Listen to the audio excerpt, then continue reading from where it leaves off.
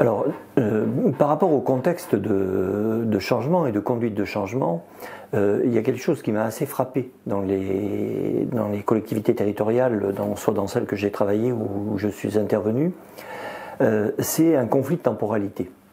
C'est-à-dire que la mise en mouvement d'une conduite de projet est assez lourde dans une collectivité. Et je dirais que quelquefois, plus la ville est grosse, et peut-être plus la lourdeur est présente.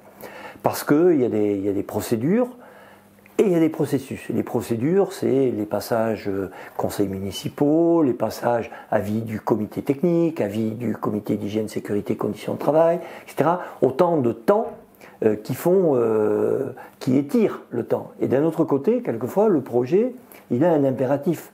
Il a un impératif avec une date fixe. Il faut que, voilà, pour prendre un exemple d'aujourd'hui, il faudrait que la cathédrale Notre-Dame soit finie pour les Jeux Olympiques.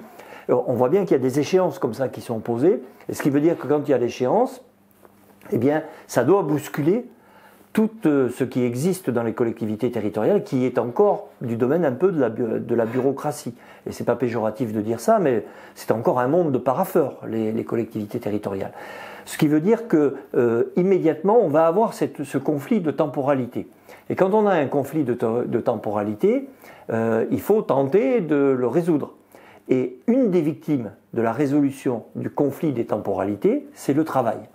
C'est-à-dire que le travail qui existe et qui va être transformé mérite d'être analysé. Parce que si on se loupe, eh bien évidemment, on va avoir des agents qui vont travailler dans de mauvaises conditions de travail pendant des années et des années. Donc ça, c'est un élément très clair, ce conflit de temporalité dans les conduites de projet. Ensuite, un autre point, c'est qu'il y a des projets qui sont de nature différente. Il y a des projets architecturaux, par exemple. Il y en a quand même pas mal dans les villes. On construit des bâtiments où on va loger des activités.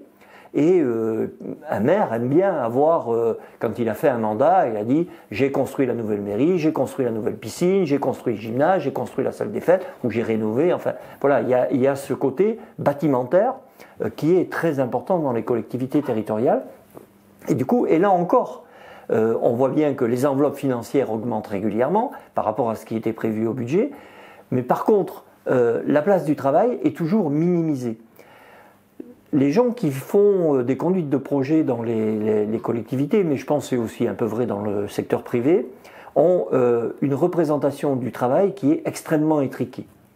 Il y a toujours cette vieille scission entre ceux qui pensent et ceux qui réalisent, et les agents sont des gens qui réalisent. Quand vous faites une cantine scolaire, eh bien une cantine scolaire, on vous définit des murs, on vous définit des espaces, on vous définit des écoulements d'eau, mais on oublie que va y avoir des gens qui vont pousser des chariots avec des assiettes, même si on essaie d'alléger le poids des assiettes, qu'ils vont faire la navette comme ça pendant des jours et des jours au cours d'une période scolaire.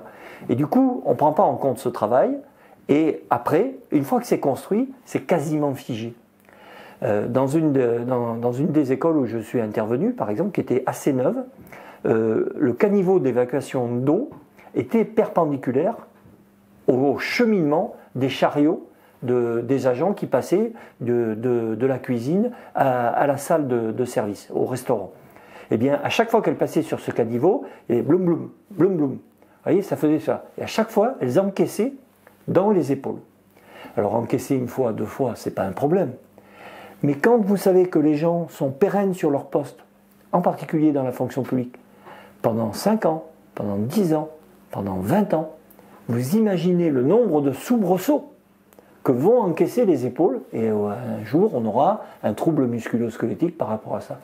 Donc c'est très important de réinvestir le travail au moment de la conception des projets, qu'ils soient architecturaux ou qu'ils soient organisationnels. C'est un point très très très important et insuffisamment fait à mon avis.